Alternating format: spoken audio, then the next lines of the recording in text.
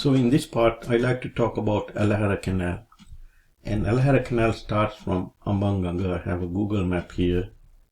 And it feeds MINNERI WEWA. So ELAHERA Canal comes along here. It's very difficult to see because of the trees. So AMBAN Ganga is somewhere. This is the Diabeduma here. So AMBAN Ganga is somewhere in here. And it would feed MINNERI. It would feed MINNERI. And it feeds later on. King Parakrambau made a canal to Parakramasamudra also from AMBAN Ganga. Now AMBAN Ganga is a part of Mahaveli Ganga, and that's a permanent river. I mean, it won't go dry. So it's a good water source, and it would take to MINNERI and then to KAUDULLA and then finally to KANTHALI. And here you could see ELAHERA coming in here. This is ELAHERA coming in to KANTHALI. That's the final reservoir. And if you take KANTHALI, since we are here, so you could see the watershed area in here.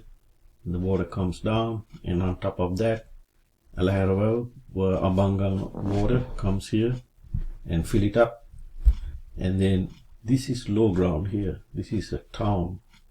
This is a town. These are paddy fields. And as you could see, a lot of paddy fields. These are all paddy fields around here.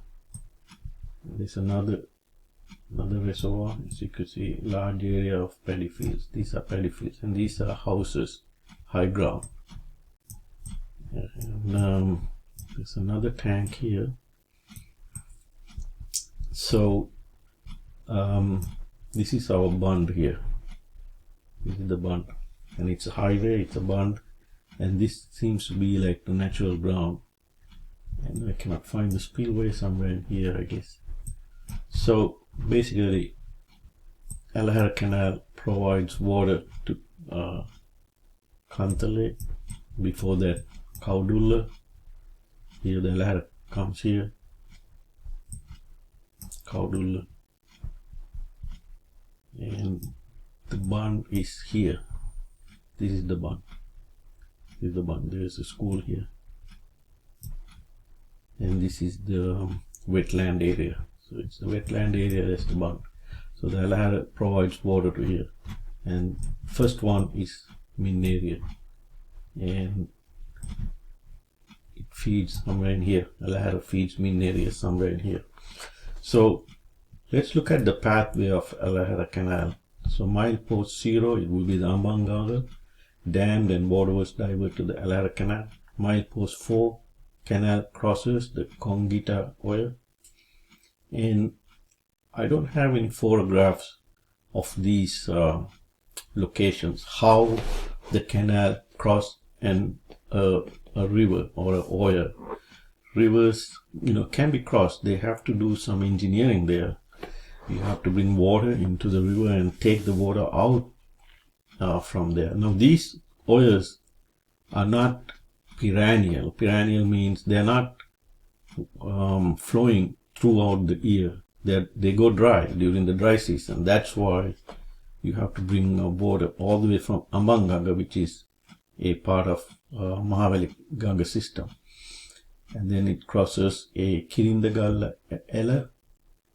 And then milepost 6.2, canal is provided with an overflow weir, Galvana. So canal also has a dam or bund. So you don't want water going over the canal bund and destroying the bund. So you need to provide spills or Galvana or Pitavana. And milepost 6.5, canal crosses Hirati Oya. And there's a 70-foot wide, okay. And there's another weir or a spill over there.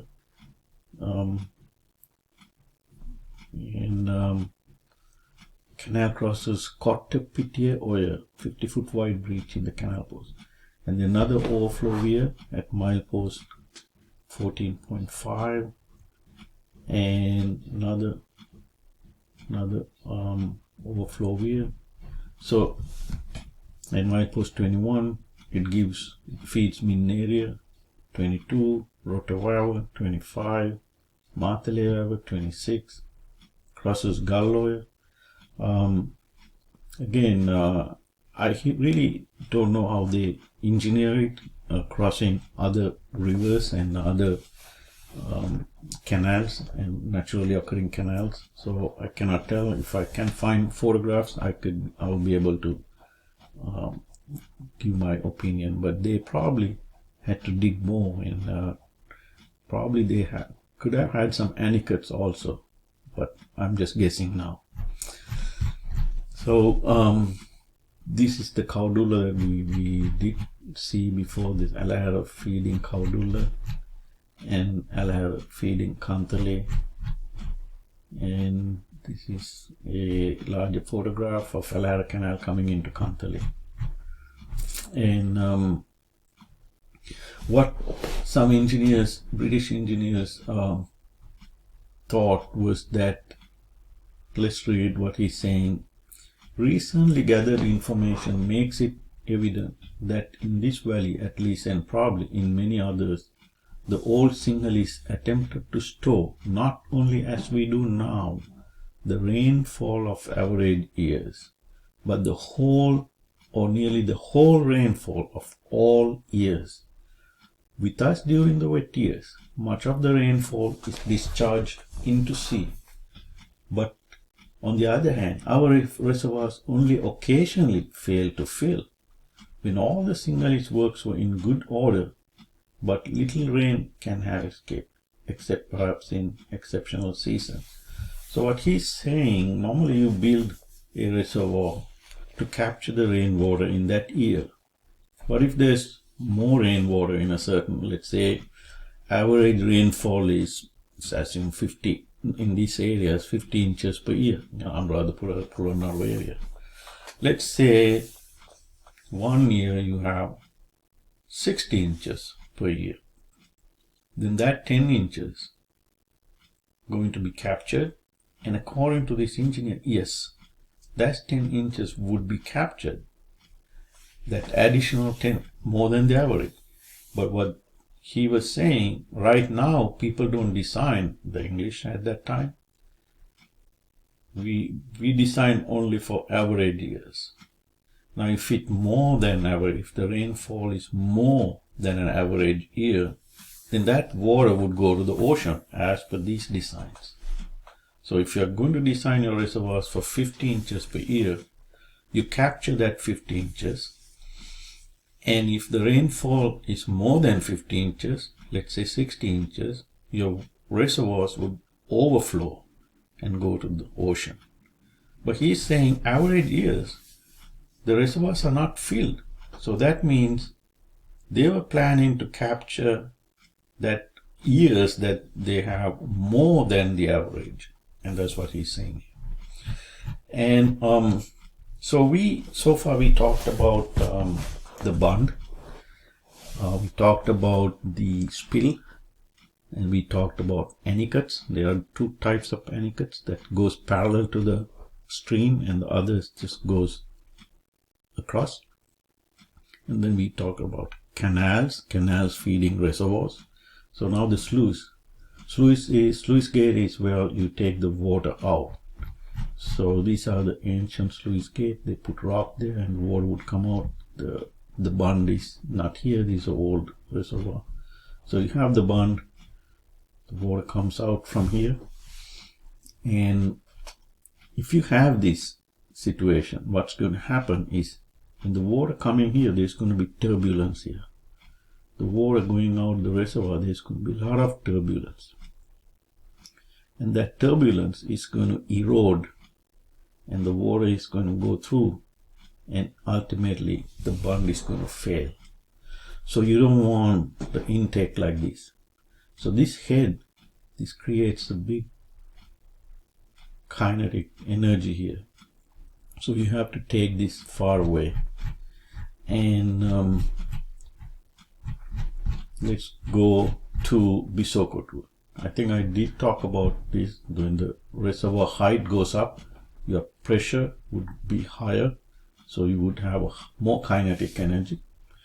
And what the Bisoko tour does, I'm going to have a separate program for separate webcast for Bisoko tour, but I would touch upon here.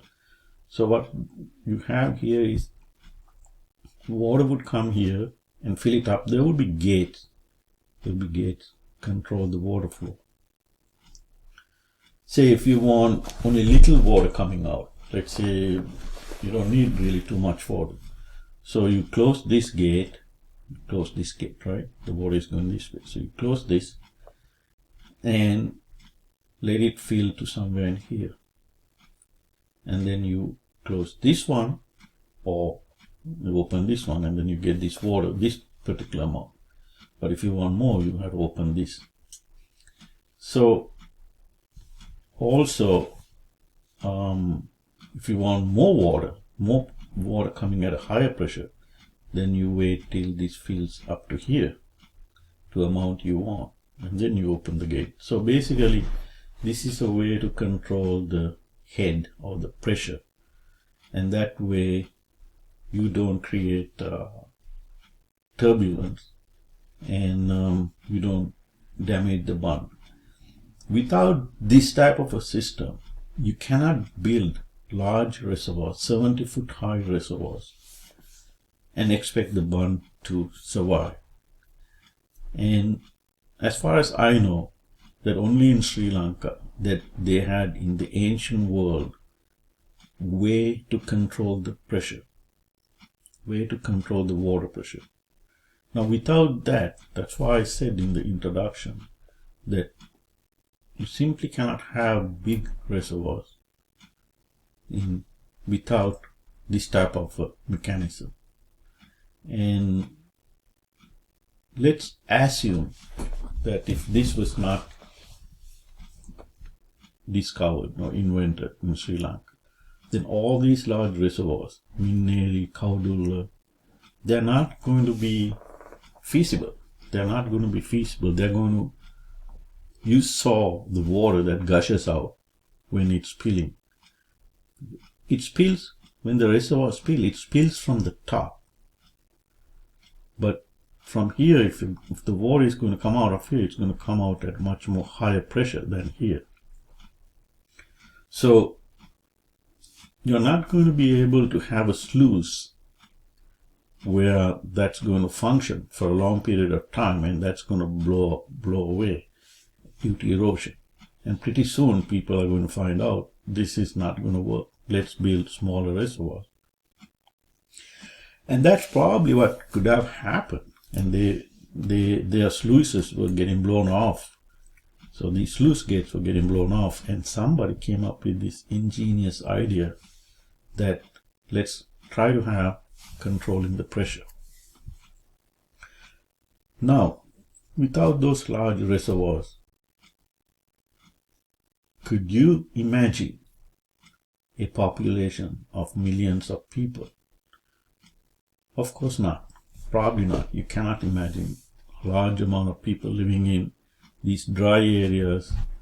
I'm looking for the Bisoko.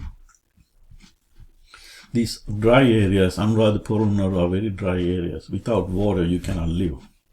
So without large reservoirs, small reservoirs are good, but they provide water for small amount of land. You need large reservoirs to sustain a large community, millions of people. So without these large reservoirs, that the civilization that happened in Sri Lanka, in Anuradhapura, Polonnaruwa area, would not have happened. Now also, after the invasion of Kalinga, people in Anuradhapura left. And could it be possible that they were not able to repair these reservoirs and they didn't have water and that they left? And generally accepted theories, he killed everyone, so everyone left.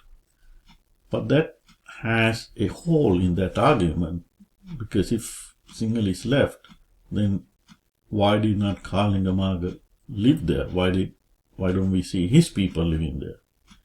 Because by the time Portuguese came, there was nobody living there. There were no Tamils, few Tamils here and there, but no major population. So my theory is that these reservoirs were kind of destroyed, and Kalingamaga and his people were not able to repair them. Probably they didn't have the expertise. And whoever the Sinhalese, all what you take is one generation. Because unlike today, the books were not commonplace, and the people with the knowledge, once they're gone, once they're dead, it's not possible to new people to come and maintain and make repairs and do all that. So anyway, I'm going to have a separate program, and it's without this, again I want to re-emphasize, without this Bisokotu, Sri Lanka would have been a completely different place. There would be less people and less civilization, probably would have gone under to foreign forces, and it would be a completely different history. So this what made Sri Lanka as it is. This engineer who came up with this idea, probably I would say Walagamba time, that's where the time period that large reservoirs came into existence. And if this design was not done, you're not going to see big reservoirs. If you're not going to see big reservoirs, you're not going to bring in water from permanent rivers like Mahaveli, Ambanganga, because you don't have a place to store. There's no storage. You cannot fill small village reservoirs with Mahaveli Ganga water. It's not possible. You need big reservoirs. So without Bisokotu, big reservoirs are not possible. So without big reservoirs, large populations are not possible. So it would be scattered groups of people living in small villages, no big armies, no major Tupas, Dagabas, and all the cities. It would be a very disjointed kind of settlement, and probably would go under any foreign force that would come. So it would be a completely different history. And it is not an exaggeration to say that the existence of Sri Lanka depended upon this discovery by that ancient engineer who lived probably 2,000 years ago. Thank you very much, and I hope you enjoyed it. And I have a next part. I'm going to talk exclusively about Bisokotu. So please join me on that. Thank you.